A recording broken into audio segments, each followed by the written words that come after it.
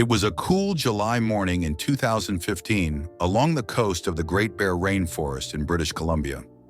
The waters of the Pacific Ocean, gently rippled, reflected the gray and low sky.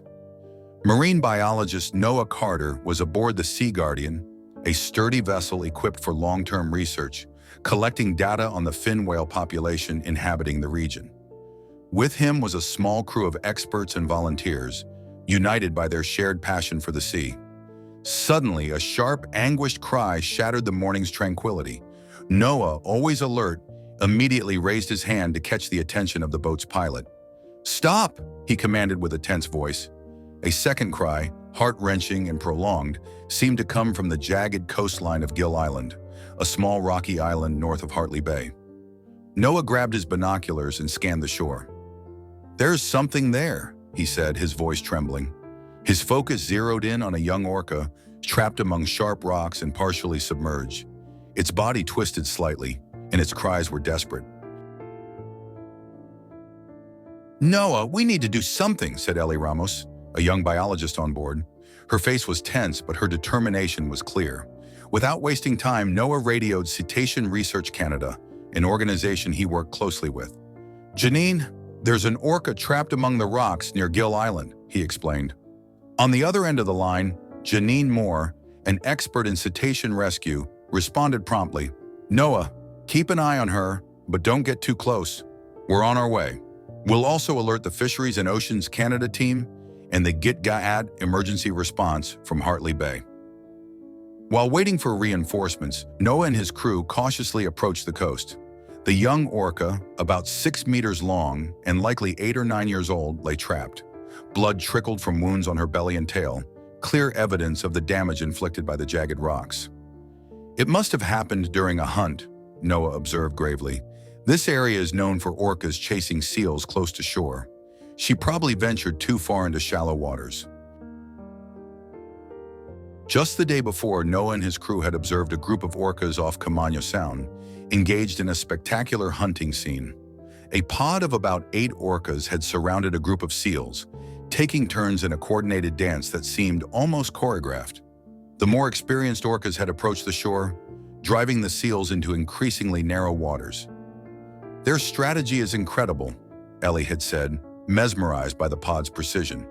"They seem to be communicating constantly."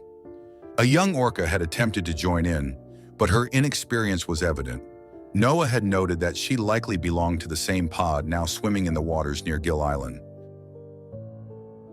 Janine and her partner Henry Blake arrived shortly after 8 a.m. with a team of rescuers. They brought an important message.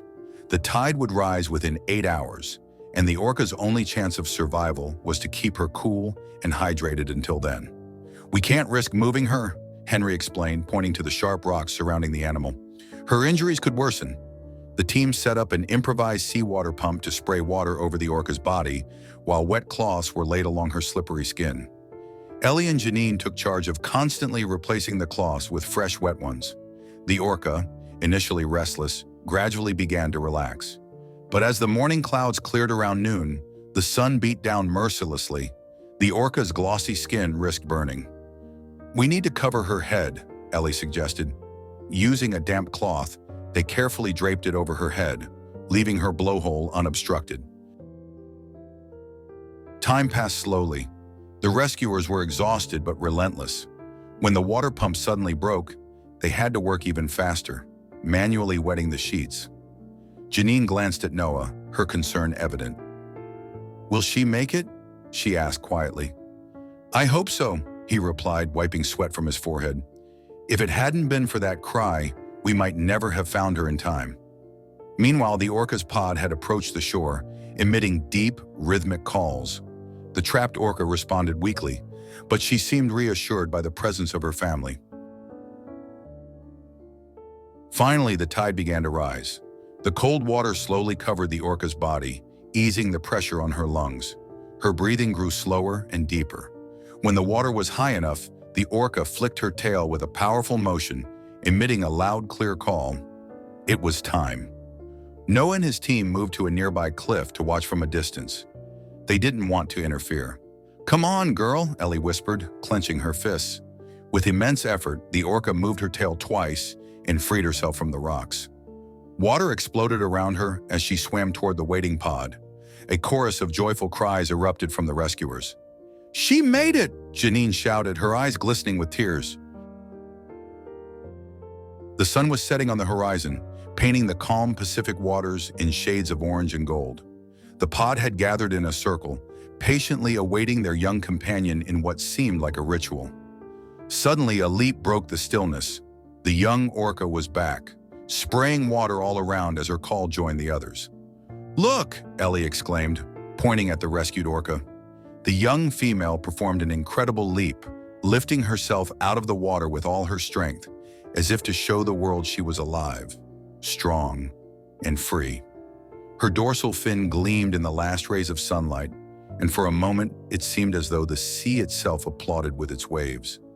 As the sun disappeared behind the horizon, the orcas slowly swam away, heading toward the mysterious depths of their world. For a moment, everything fell silent. Janine, her eyes brimming with emotion, turned to Noah. "We'll never forget this day," she whispered. He nodded, too overwhelmed to respond. Noah closed his eyes and let the silence fill his soul. In that moment, the weight of 8 hours of struggle and fear transformed into something different, a profound, almost sacred awareness. As the Sea Guardian began its journey back to Hartley Bay, Noah glanced one last time at the ocean.